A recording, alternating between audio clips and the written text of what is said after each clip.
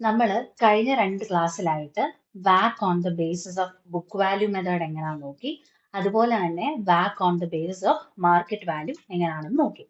ഇന്ന് നമ്മൾ നോക്കുന്നത് രണ്ടും കൂടെ കണ്ടുപിടിക്കേണ്ട ചില ചോദ്യങ്ങൾ വരാറുണ്ട്. ഇപ്പം പാർട്ട് സിക്കകത്ത് 15 മാർക്കിന്റെ ക്വസ്റ്റ്യൻ എന്നുള്ള രീതിയിലൊക്കെ ചിലപ്പോൾ രണ്ടും കണ്ടുപിടിക്കാനായിട്ട് ചോദിക്കും.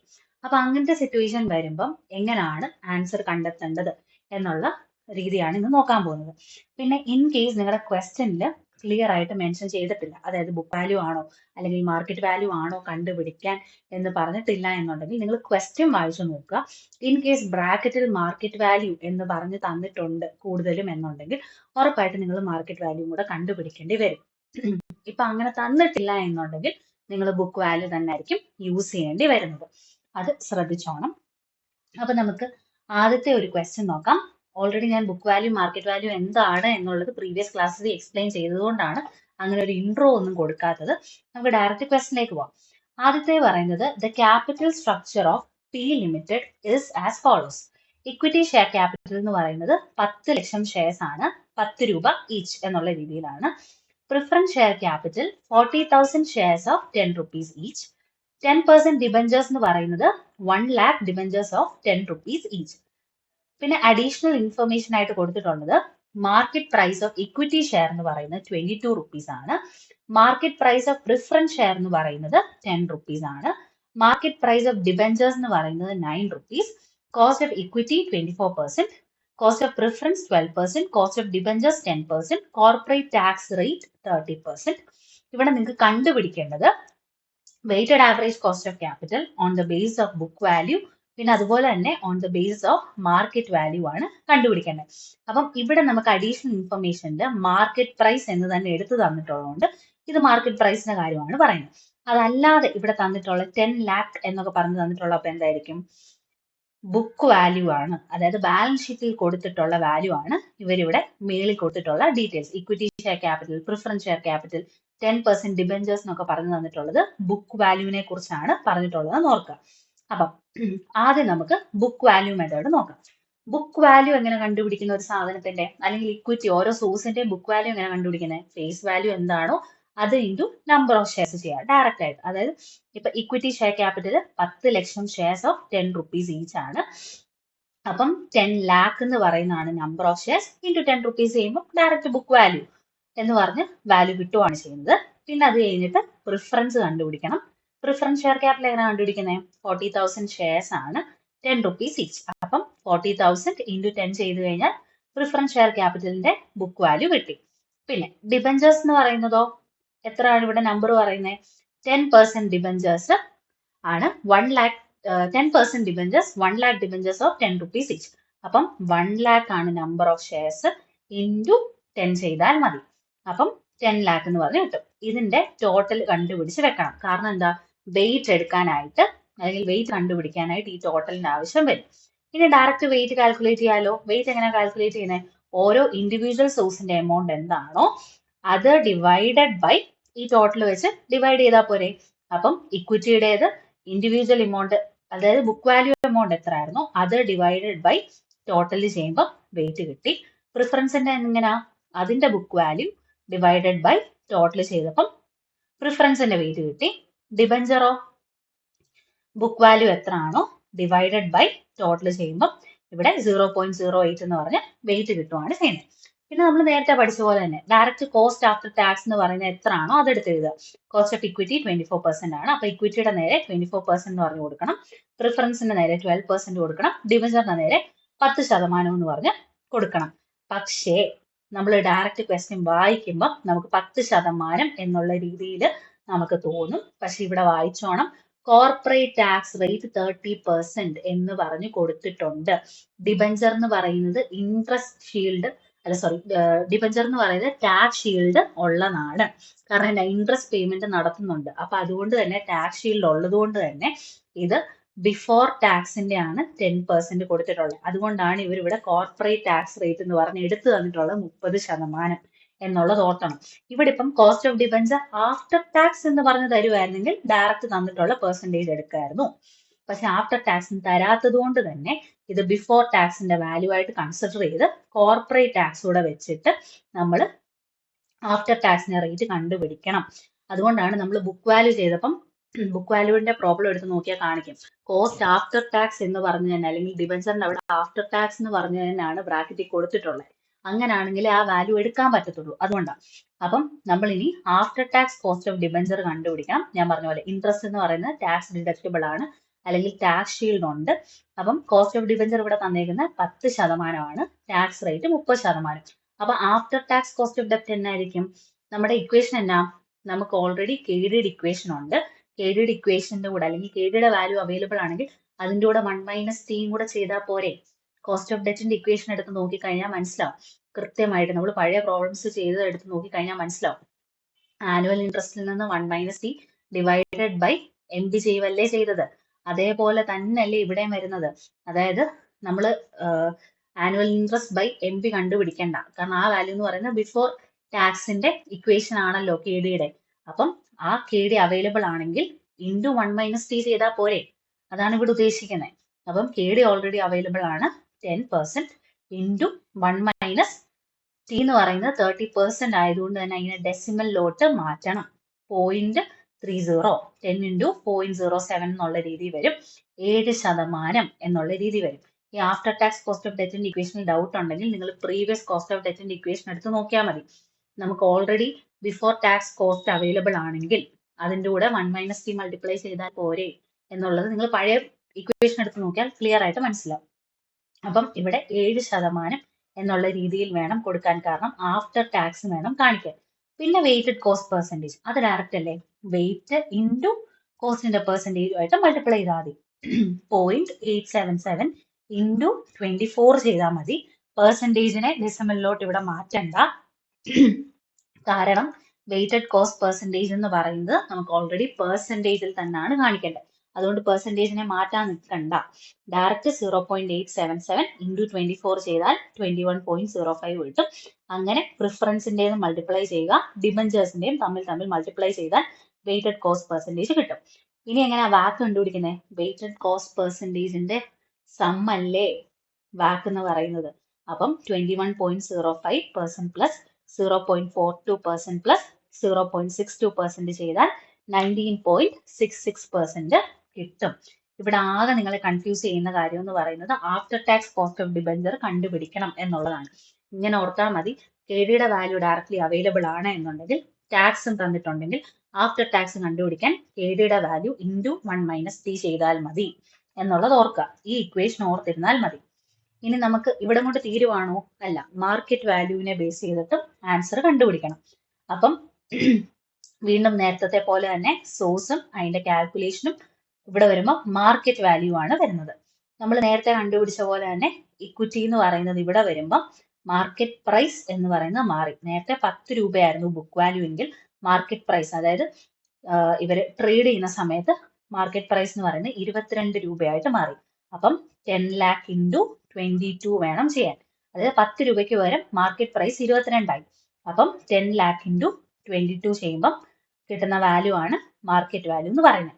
Preference of 40,000 shares of 10 rupees each. Market price എന്ന് പറയുന്നത് 10 രൂപ തന്നെയാണ്. അപ്പം നേരത്തെ വാല്യൂ തന്നെ വരും. എത്ര വരുന്നേ?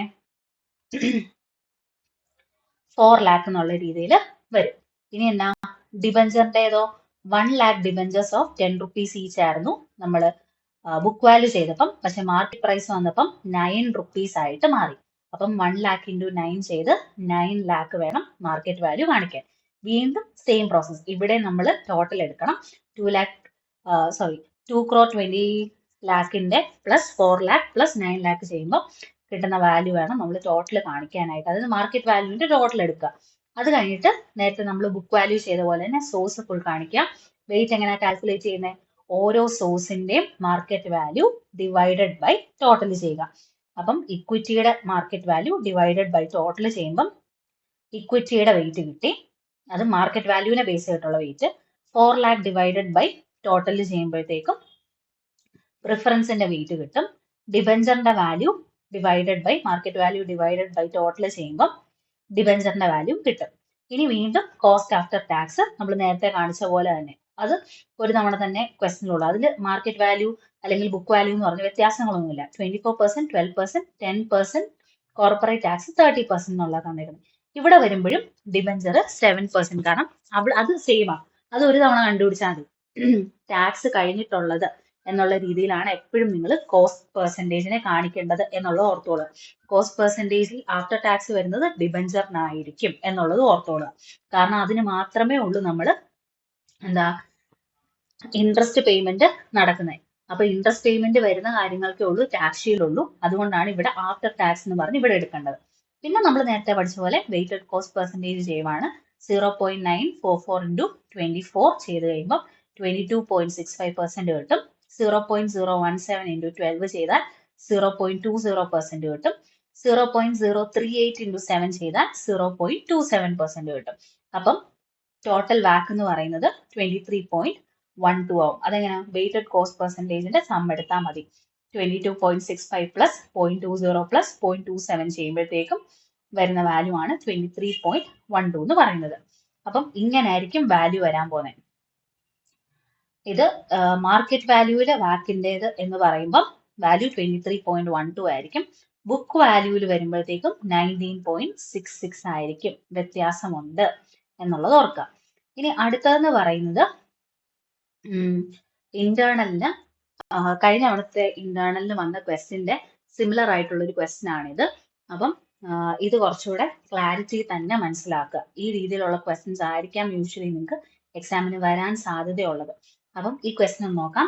EBX Limited has the following capital structure: equity share capital 10,000 shares of rupees 100 each, 10 lakh rupees. 10% preference shares of 100 rupees each, 4 lakh. 12% debentures 100 rupees each, 6 lakh. Market price of the company's share is rupees 110, and the company is expected to declare a dividend of 10 rupees per share would be declared after 1 year. The dividend growth rate is 6%. A. Assuming tax rate applicable to the company is 50%, calculate WACC. B. Assuming that in order to finance an expansion plan, the company intends to borrow a fund of rupees 10 lakhs bearing 14% rate of interest, what will be the company's revised WACC? This financing decision is expected to increase dividend from rupees 10 to 12 rupees per share. However, the market price of equity share is expected to decline from rupees 110 to rupees 105. അപ്പൊ നമുക്ക് ഇവിടെ എന്തൊക്കെ data available ആണ്? Equity share, അത് നമുക്ക് ഈ സംഭവങ്ങളെല്ലാം ഏതൊക്കെ സോഴ്സസ് ആണ്, ഏതൊക്കെ വാല്യൂസ് ആണ് അവൈലബിൾ എന്നുള്ളത് ഡയറക്റ്റ് ഒന്ന് എഴുതി വെക്കാം. ഇക്വിറ്റി ഷെയർ ക്യാപിറ്റൽ എന്ന് പറയുന്നത് 10,000 ഷെയർസ് ഓഫ് 100 rupees ഈച്ച് ആണ്. അപ്പൊ അവിടെ നമുക്ക് വാല്യൂ കിട്ടത്തില്ലേ? എമൗണ്ട് എത്രയാണ്? 10,000 ഇൻറ്റു 100 ചെയ്താൽ 10 lakh എന്ന് പറഞ്ഞ് എമൗണ്ട് കിട്ടി. പിന്നെ 10% പ്രിഫറൻസ് ഷെയർസിൻ്റെത് 100 rupees ഈച്ച് ആണ്, അതും 4 lakh. 12% ഡിബഞ്ചേഴ്സിന്റെ 100 rupees ഈച്ച് എന്ന് പറയുന്നത് 6 lakh. ഇതാ ക്വസ്റ്റ്യൻ തന്നെ എടുത്ത് എഴുതിയേക്കുക. ഇനി ഇതിന്റെ ടോട്ടല് കണ്ടുപിടിച്ച് വെച്ചേക്കണം. ക്വസ്റ്റ്യനിൽ നിങ്ങൾക്ക് ടോട്ടൽ തന്നിട്ടില്ല എന്നുണ്ടെങ്കിൽ നിർബന്ധമായിട്ടും വാക്കിന്റെ ക്വസ്റ്റ്യൻ നിങ്ങൾക്ക് എമൗണ്ടിന്റെ ടോട്ടൽ ബുക്ക് വാല്യൂവിലായാലും മാർക്കറ്റ് വാല്യൂവിലായാലും കണ്ടുപിടിച്ച് വെച്ചിട്ടുണ്ടായിരിക്കണം. എന്നാലേ നിങ്ങൾക്ക് വെയിറ്റ് കണ്ടുപിടിക്കാൻ പറ്റത്തുള്ളൂ. അതുകൊണ്ടാണ്. അപ്പം 20 lakh എന്നുള്ള കിട്ടി. ഇനി എന്താ ചെയ്യേണ്ടത്? നമ്മൾ സോഴ്സുകൾ എന്തൊക്കെയായിരുന്നോ അതെല്ലാം എടുത്ത് എഴുതി. പിന്നെ എന്താ അടുത്ത് കണ്ടുപിടിക്കണ്ടേ? ഇവിടെ ടോട്ടൽ നമ്മൾ കണ്ടുപിടിച്ച് കഴിഞ്ഞാൽ അടുത്ത കോളം എന്ന് പറയുന്നത് വെയിറ്റ് കണ്ടുപിടിക്കുക എന്നുള്ളതാണ്. വെയിറ്റ് എങ്ങനെ കണ്ടുപിടിക്കുന്നത്? ഇക്വിറ്റി ഷെയർ ക്യാപിറ്റലിന്റെ എമൗണ്ട് എത്രയാണോ അത് ഡിവൈഡഡ് ബൈ ടോട്ടൽ ചെയ്യുക. അപ്പം 0.5 എന്ന് പറഞ്ഞ് കിട്ടും. പ്രിഫറൻസിന്റെ എത്രയാണോ എമൗണ്ട് അത് ഡിവൈഡഡ് ബൈ ടോട്ടൽ ചെയ്താൽ 0.2 എന്ന് പറഞ്ഞ് വെയിറ്റ് കിട്ടും. പിന്നെ 12% ഡിബഞ്ചേഴ്സിന്റെയോ 6 lakh ഡിവൈഡഡ് ബൈ 20 lakh ചെയ്ത് കഴിഞ്ഞാൽ 0.3 എന്നുള്ള രീതിയിൽ വെയിറ്റ് കിട്ടും. ഇനി കോസ്റ്റ് പെർസെൻറ്റേജ് എവിടെയെങ്കിലും ക്വസ്റ്റിന് ഡയറക്റ്റ് ആയിട്ട് നിങ്ങൾക്ക് തന്നിട്ടുണ്ടോ? ഇല്ല. നമുക്ക് മറ്റേ ക്വസ്റ്റ്യൻ തൊട്ട് മുമ്പ് ചെയ്ത ക്വസ്റ്റിനകത്ത് KE KP എന്നൊക്കെ പറഞ്ഞ് KD എന്നൊക്കെ പറഞ്ഞ് വാല്യൂ തരുന്നുണ്ടായിരുന്നു. പക്ഷെ ഈ ക്വസ്റ്റിനിൽ നിങ്ങൾക്ക് കോസ്റ്റ് പെർസെൻറ്റേജ് ഡയറക്റ്റ് തരുന്നില്ല. നിങ്ങളായിട്ട് കണ്ടുപിടിക്കണം. അതായത് കോസ്റ്റ് ഓഫ് ഇക്വിറ്റിയുടെ ഇക്വേഷൻ, കോസ്റ്റ് ഓഫ് ഡെറ്റിന്റെ ഇക്വേഷൻ, കോസ്റ്റ് ഓഫ് പ്രിഫറൻസിന്റെ ഇക്വേഷൻ, ഈ ഇക്വേഷനുകളെല്ലാം അറിഞ്ഞിരുന്നാൽ മാത്രമേ ഈ ക്വസ്റ്റ്യൻ ചെയ്യാൻ പറ്റത്തുള്ളൂ. അപ്പം കോസ്റ്റ് പെർസെൻറ്റേജിലെ കോസ്റ്റ് ഓഫ് ഇക്വിറ്റിയുടെ ഇക്വേഷൻ്റെ അകത്ത് നമ്മൾ കോസ്റ്റ് ഓഫ് ഇക്വിറ്റിക്ക് നമ്മൾ പല മെത്തേഡ്സ് പഠിച്ചിട്ടുണ്ട്. അതിൽ നമ്മൾ ഈ D1/P + G എന്ന് പറയുന്ന ഇക്വേഷൻ, അതായത് ഗ്രോത്ത് മോഡലിന്റെ ഇക്വേഷൻ ആണ് യൂസ് ചെയ്യുന്നത്. കാരണം എന്താന്ന് വെച്ച് കഴിഞ്ഞാൽ assuming the dividend growth rate is 6% എന്ന് പറഞ്ഞ് ഇവിടെ കൊടുത്തിട്ടുണ്ട്. അതുകൊണ്ടാണ് നമ്മൾ ഇവിടെ ഇക്വിറ്റിയുടെ ഇക്വേഷൻ്റെ അകത്ത് ജി ഇൻക്ലൂഡ് ചെയ്തിട്ടുള്ള ഇക്വേഷൻ യൂസ് ചെയ്യുന്നത് എന്നുള്ളത് ഓർക്കണം. പിന്നെ പി എന്ന് പറയുന്ന വാല്യൂ, അതായത് D1/P പി എന്ന് പറയുന്നത് എന്താ, കറണ്ട് ഇയർ മാർക്കറ്റ് പ്രൈസ് ആണ്. അതായത് market price of company share is 110 rupees എന്ന് ഓൾറെഡി പറഞ്ഞിട്ടുണ്ട്. അപ്പം കറണ്ട് ഇയർ മാർക്കറ്റ് പ്രൈസ് എത്ര, 110. പിയുടെ വാല്യൂ 110. ജി വാല്യൂ ഞാൻ നേരത്തെ പറഞ്ഞു 6% ആണ്, ക്വസ്റ്റിന് തന്നിട്ടുണ്ട്. D1 എന്ന് പറയുന്നത് എന്നാ, നെക്സ്റ്റ് ഇയറിലെ ഡിവിഡൻഡ് ആണ്. അപ്പൊ ക്വസ്റ്റിന് നോക്കിക്കേ, മാർക്കറ്റ് പ്രൈസ് ഓഫ് കമ്പനി, ഒറ്റ ലൈനിൽ തന്നെ നമുക്ക് ആ ഒരു ഇക്വേഷനുള്ള മൊത്തം സാധനം തന്നേക്കുക. Market price of company share is ₹110 and the company is expected to declare a dividend of 10 rupees per share would be declared after 1 year. ഒരു വർഷത്തിന് ശേഷം എന്നുള്ള രീതിയിലാണ് തന്നേക്കുന്നത്. അപ്പം നെക്സ്റ്റ് ഇയർ ഡിവിഡൻഡിനെയാണ് നമ്മൾ എന്താ പറയുന്നത്, D1 എന്ന് പറയുന്നത്. അപ്പം next year dividend after 1 year declare ചെയ്യാൻ പോകുന്ന ഡിവിഡൻഡ് എന്ന് പറയുന്നത് എന്നാ, നെക്സ്റ്റ് ഇയർ ഡിവിഡൻഡ് അല്ലേ. അപ്പം അത് 10 രൂപയായിട്ട് നമുക്ക് ഇവിടെ കൊടുക്കാം. ഇനി ഡയറക്റ്റ് ഇത് ഇക്വേഷനിലോട്ട് സബ്സ്റ്റിറ്റ്യൂട്ട് ചെയ്ത് കഴിഞ്ഞാൽ D1 10 ഡിവൈഡഡ് ബൈ 110 പ്ലസ് 6% ചെയ്യുമ്പോൾ 15.09 എന്ന് പറഞ്ഞ് കോസ്റ്റ് പെർസെൻറ്റേജ് ഇക്വിറ്റിയുടെ ഇത് കിട്ടും. ഇനി അടുത്ത പ്രിഫറൻസിന്റെ ആണ്. പ്രിഫറൻസിലേക്ക് വരുമ്പോഴത്തേക്കും ഇക്വേഷൻ D/MT ആണ്. നമ്മൾ ഇക്വിറ്റിയിൽ യൂസ് ചെയ്തതുപോലെ തന്നെ ഇവിടുത്തെ D1 ആണ്, അതായത് ഇക്വിറ്റിയിലെ D1 ആണ് KPയിലെ D എന്ന് പറയുന്ന വാല്യൂ. നമ്മുടെ P എന്ന് പറയുന്ന കറണ്ട് ഇയർ മാർക്കറ്റ് പ്രൈസ് എന്ന് പറയുന്ന നമ്മൾ P വാല്യൂ എന്ന് പറയുന്ന സാധനമാണ്. പ്രിഫറൻസിലെ MP എന്ന് പറയുന്ന MP എന്ന് പറയുന്ന വാല്യൂ 110 അല്ല, സോറി, അവിടെ 100 rupees ആവാനുള്ള കാര്യം, ഓക്കെ ഇവിടെ 10% പ്രിഫറൻസ് ഷെയർസിന്റെ ബ്രാക്കറ്റിന്റെ അകത്ത് 100 rupees ഈച്ച് എന്ന് പറഞ്ഞ് തന്നിട്ടുണ്ട്. ആ 100 rupees ഈച്ച് എന്ന് പറയുന്നതാണ് അതിന്റെ മാർക്കറ്റ് പ്രൈസ് എന്നുള്ള രീതിയിലാണ് നമ്മൾ എടുക്കുന്നത്. എത്രയാണോ നമ്മൾ മൾട്ടിപ്ലൈ ചെയ്യാനായിട്ട്, അതായത് പ്രിഫറൻസ് ഷെയറിനെ എത്രയാണോ ബ്രാക്കറ്റിൽ അവർ റുപ്പീസ് തന്നിട്ടുള്ളത് അതായിരിക്കും നമ്മൾ എടുക്കുന്നത്. ഇത് ഇക്വിറ്റിക്കാണ്, എന്റെ ഭാഗത്തുനിന്ന് ഉണ്ടായ തെറ്റാണ്. ഇത് ഇക്വിറ്റിക്ക് മാത്രമാണ് ഈ 110 വരുന്നത്. പ്രിഫറൻസിന് ഈ തന്നിട്ടുള്ള ബ്രാക്കറ്റിലെ വാല്യൂ ആയിരിക്കും നമ്മൾ എടുക്കുന്നത്. 10% preference shares 100 rupees each, 4 lakh എന്ന് പറഞ്ഞ് തന്നിട്ടുള്ളതിലെ 100 rupees ആണ് നമ്മളിവിടെ മാർക്കറ്റ് പ്രൈസ് ആയിട്ട് എടുക്കുന്നത്. അപ്പം 10 ഡിവൈഡഡ് ബൈ 100 എന്നുള്ള രീതിയിൽ 10% എന്ന് പറഞ്ഞാണ് പ്രിഫറൻസിന്റെ ഇവിടെ വരുമ്പോഴത്തേക്കും കോസ്റ്റ് പെർസെൻറ്റേജ് കാണിക്കേണ്ടത്. ഇനി അടുത്ത തന്നെ ഡിബഞ്ചർ ആണ് കാണിക്കേണ്ടത്. ഡിബഞ്ചർ വരുമ്പോഴത്തേക്കും KD is equal to R into 1 minus T whole divided by D. ഞാൻ നേരത്തെയും പറഞ്ഞായിരുന്നു, ഡെറ്റിന്റെ ഇക്വേഷൻ്റെ അകത്ത് നമ്മൾ ആഫ്റ്റർ ടാക്സ് എടുക്കുന്ന ഇക്വേഷൻ വേണം കോസ്റ്റ് പെർസെൻറ്റേജിൽ എടുക്കാൻ. അതുകൊണ്ടാണ് ഇവിടെ 1 minus T എന്ന് പറയുന്നത് എടുക്കുന്നത്. അപ്പം R എങ്ങനെ കണ്ടുപിടിക്കുന്നത്, ഡിബഞ്ചറിന്റെ വാല്യൂ എത്ര ആണോ അത് ഇൻറ്റു 6 lakh ഇൻറ്റു 12% ചെയ്ത് കഴിഞ്ഞാൽ ഇൻട്രസ്റ്റ് കിട്ടത്തില്ലേ. നമ്മൾ കോസ്റ്റ് ഓഫ് ഡെറ്റിൻ്റെത് വീഡിയോ ഉള്ള ഒന്നുകൂടെ എടുത്ത് നോക്കിയാൽ മനസ്സിലാവും. നമ്മൾ എത്ര ആണോ വാല്യൂ ഉള്ളത് അത് ഇൻറ്റു റേറ്റ് ഓഫ് ഇൻട്രസ്റ്റ് ചെയ്ത് കഴിഞ്ഞാൽ ഇവിടെ ആനുവൽ ഇൻട്രസ്റ്റ് കിട്ടി. അപ്പം 72,000 എന്ന് പറഞ്ഞ് കിട്ടും. ഇനി D വാല്യൂ എന്ന് പറയുന്നത് എന്താ, ഫേസ് വാല്യൂ എത്ര ആണ് ഡിബഞ്ചറിന്റെ അല്ലെങ്കിൽ ഡെറ്റിന്റെ വാല്യൂ എത്ര ആണ്. അപ്പം 6 lakh തന്നെയാണ്, ക്വസ്റ്റ്യൻ ഡയറക്റ്റ് ആയിട്ട് തന്നേക്കുക.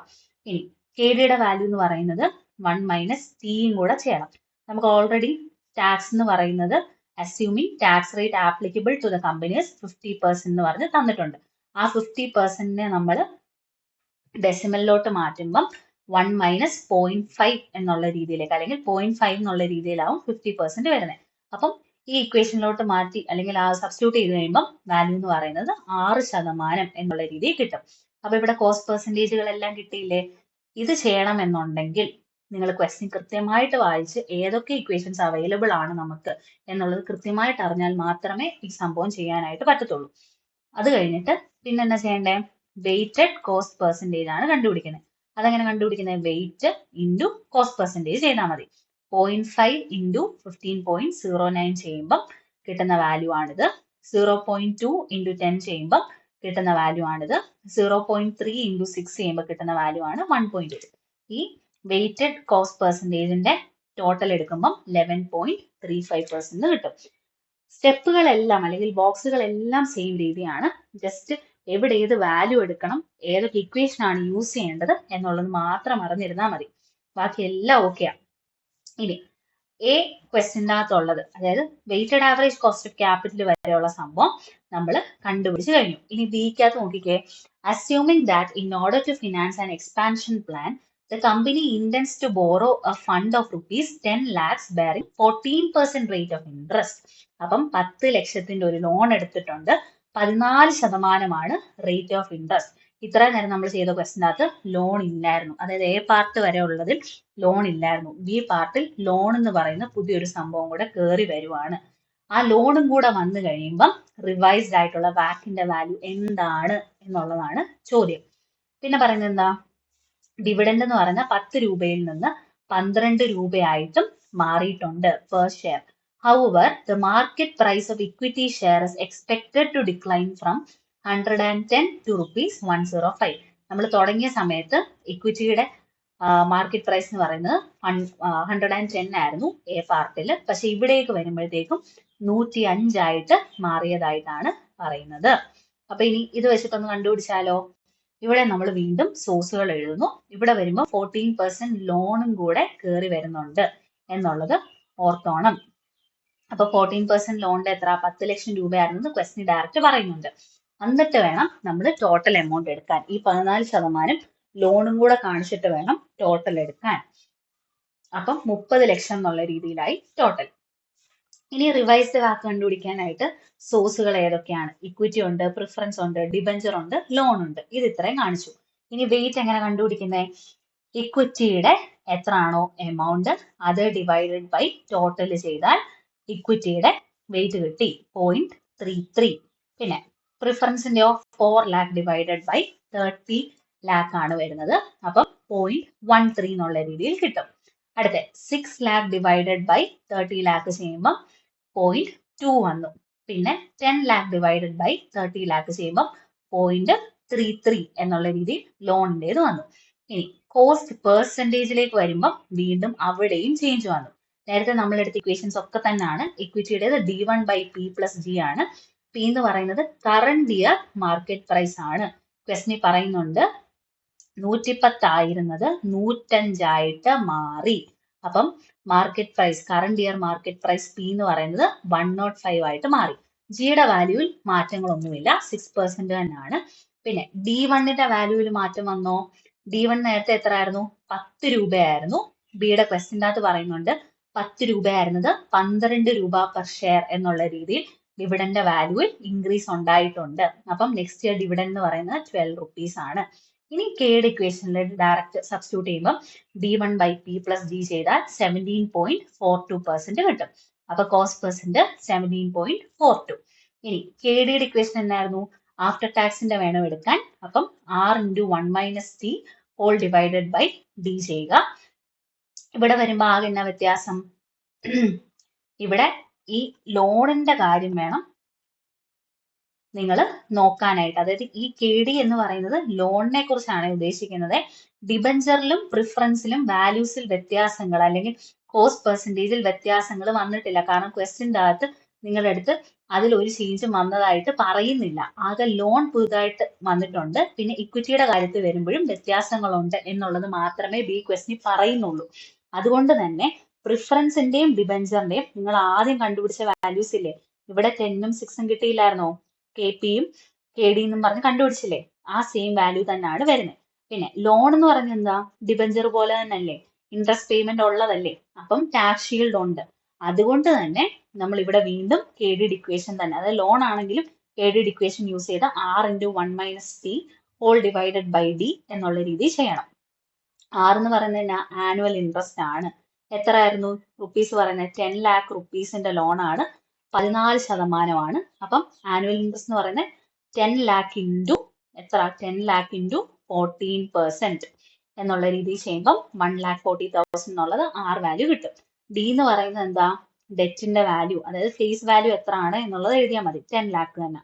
ഇനി ആ സബ്സ്റ്റിറ്റ്യൂട്ട് ചെയ്യുമ്പം KD എന്ന് പറയുന്നത് 7% എന്നുള്ള രീതിയിൽ കിട്ടും. അപ്പം അത് ലോണിന്റെ അവിടെ കാണിക്കണം. ഇനി എന്താ ചെയ്യണ്ടേ, വെയിറ്റ് ഇൻറ്റു കോസ്റ്റ് പെർസെൻറ്റേജ് ചെയ്താൽ മതി. അതായത് വെയിറ്റഡ് കോസ്റ്റ് പെർസെൻറ്റേജ് ആണ് കണ്ടുപിടിക്കേണ്ടത്. 0.33 ഇൻറ്റു 17.42 ചെയ്യുമ്പം 5.8% കിട്ടും.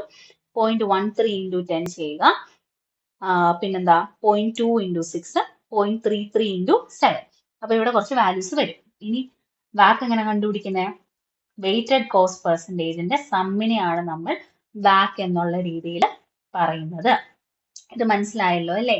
എന്തുകൊണ്ട് ആ പ്രിഫറൻസിനും ഡിബഞ്ചറിനും ഒന്നും വാല്യൂ ചേഞ്ച് വരാത്തതെന്ന് ക്വസ്റ്റ്യനിൽ അതിന്റെ വാല്യൂസിൽ ചേഞ്ച് വരുത്തിയതായിട്ട് പറയുന്നില്ല. അതുകൊണ്ടാണ്, അതായത് ബി ക്വസ്റ്റ്യൻ്റെ അകത്ത് വാല്യൂ ചേഞ്ച് വരുത്തിയതായിട്ട് പറയുന്നില്ല. അതുകൊണ്ടാണ് അവിടെ വരുന്ന കോസ്റ്റ് പെർസെൻറ്റേജിലും മാറ്റം വരാത്തത്. ഇത് ഭയങ്കര ഇമ്പോർട്ടൻറ്റ് ക്വസ്റ്റ്യൻ ആണ്. 15 മാർക്കിന് ചോദിക്കാൻ സാധ്യതയുള്ള ക്വസ്റ്റ്യൻ. കൃത്യമായിട്ട് മനസ്സിലാക്കി വെച്ചേക്കണം.